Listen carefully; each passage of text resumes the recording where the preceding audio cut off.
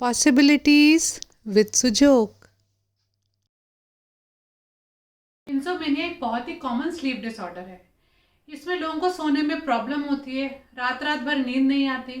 किसी को सुबह मॉर्निंग आवर्स में नींद आती है जब उठने का टाइम हो जाता है, और किसी की नींद अगर लग भी गई तो फिर वो खुल जाती है आधी रात को, और उसके बाद वो बहुत सोने की कोशिश करते हैं पर नींद नहीं आती। किसको कितनी नींद लेनी चाहिए ये पर्सन टू पर्सन डिपेंड करता है, उसकी एज और एक्टिविटी लेवल पर मोटे तौर से अगर देखा जाए तो 7 से 8 घंटे की नींद तो हर किसी को लेनी चाहिए। एक्यूट और शॉर्ट टर्म इंसोमेनिया कुछ दिनों या कुछ हफ्तों तक चलता है, जबकि दूसरी तरफ क्रोनिक इंसोमेनिया कई महीने या उससे भी ज़्यादा चलता है। इन दोनों तरीके के इंसोमेनिया में जो रिजल्ट्स होते हैं बहुत ही ट्रॉमेटिक और स्ट्रेसफुल होते हैं। बहुत सारी एंजाइटी, डिप्रेशन, इरिटेबिलिटी, काम में फोकस ना कर पाना, ये सब चीज़ें इंसोमेनिया लेकर आता है, और आपके काम में बार बार फ्रीक्वेंटली गलतियां होने लगती हैं और आप अपने काम पर अच्छे से फोकस भी नहीं कर पाते। चलिए, ये तो बात हो गई इंसोमेनिया के सिम्टम्स की। अब ये होता क्यों है, इसके कॉजेस को भी तो जानना ज़रूरी है, जिससे ट्रीटमेंट के साथ साथ आप अपनी लाइफस्टाइल में करेक्टिव मेजर्स भी ले सकें। So hello my happy souls, welcome to this video. मेरा नाम प्रीति खन्ना है और मैं एक सुजोग थेरेपिस्ट और हीलर हूँ। तो पहला रीज़न है स्ट्रेस। आपके finances, family, school, job, college life, education का स्ट्रेस, या फिर कोई ऐसा इंसिडेंट लाइफ में जैसे कोई लॉस ऑफ फैमिली मेम्बर या लॉस ऑफ जॉब, इस तरीके का स्ट्रेस आपके माइंड को रात को एक्टिव रख सकता है और आपको सोने नहीं देता।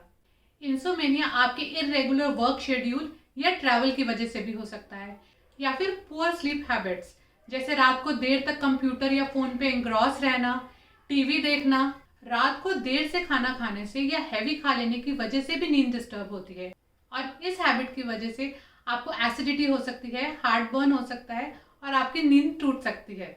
चलिए, ये तो बात हो गई सिम्टम्स एंड कॉजेज की। अब इसका ट्रीटमेंट जानना भी तो ज़रूरी है। तो सुजोग थेरेपी में इसका बहुत ही अमेजिंग ट्रीटमेंट है और डे 1 से आपको इसमें ये रिजल्ट देता है। तो चलिए, आइए ट्रीटमेंट की तरफ चलते हैं।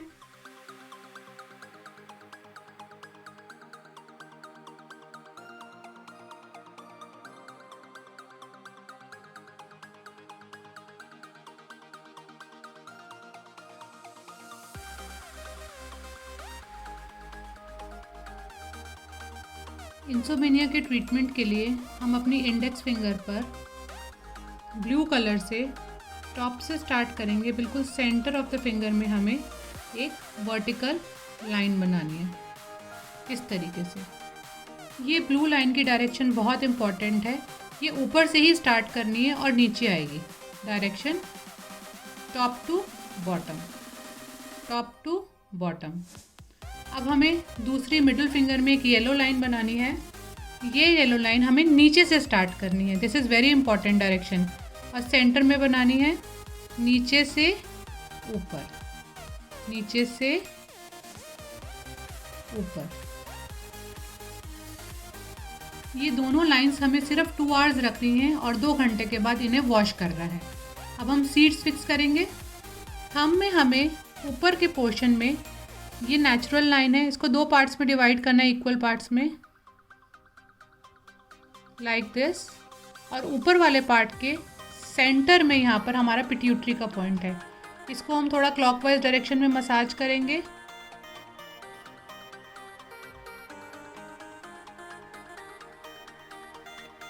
यहाँ पर हम एक ब्लैक पेपर सीड फिक्स करेंगे।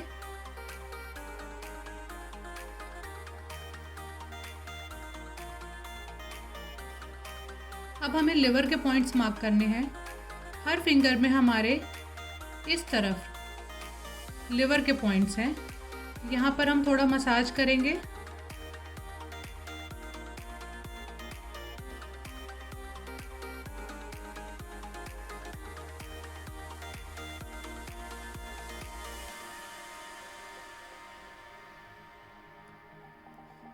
अब इस एरिया पे हमें मूंग दाल सीड्स फिक्स करने हैं।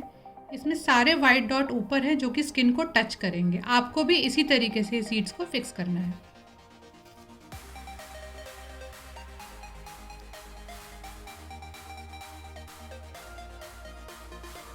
हाथ की बैक साइड पर अब हमें 2 किडनी पॉइंट्स लगाने हैं। उसी के आगे एडर्नल ग्लैंड्स जॉइंट हैं ये रिलैक्सिंग हार्मोन्स रिलीज़ करते हैं, तो ये पॉइंट लगाना बहुत ज़रूरी है। मिडिल फिंगर और इंडेक्स फिंगर के बीच में से हम रिस्ट की तरफ आगे बढ़ेंगे, तो यहाँ पर हमें कहीं एक डिप्रेशन मिलेगा। इस डिप्रेशन पर हम एक राजमा सीड फिक्स करेंगे। ये एक प्लेन राजमा का सीड लेना है और इस सीड का वाइट डॉट लिटिल फिंगर की तरफ फेस करेगा। देखिए कैसे,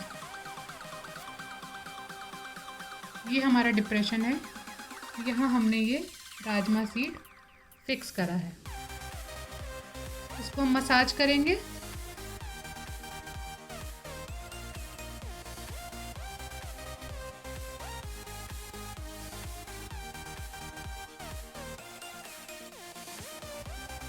अब हमें दूसरा पॉइंट लगाना है। लिटिल फिंगर और रिंग फिंगर के बीच में से हम आगे बढ़ेंगे और ऑलमोस्ट इस पॉइंट के सामने ही पैरेलली हमें यहाँ डिप्रेशन मिलेगा। अब इधर भी हम एक राजमा सीड फिक्स करेंगे। इस राजमा सीड का वाइट डॉट दूसरे राजमा सीड को फेस करेगा।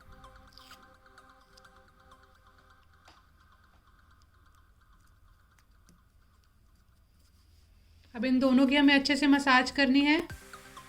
किसी भी तरीके की एंजाइटी और स्ट्रेस इन सीड्स को मसाज करने से एकदम रिलीज़ होने लगता है और पेशेंट को एकदम रिलैक्सेशन मिलने लगता है, आराम आने लगता है।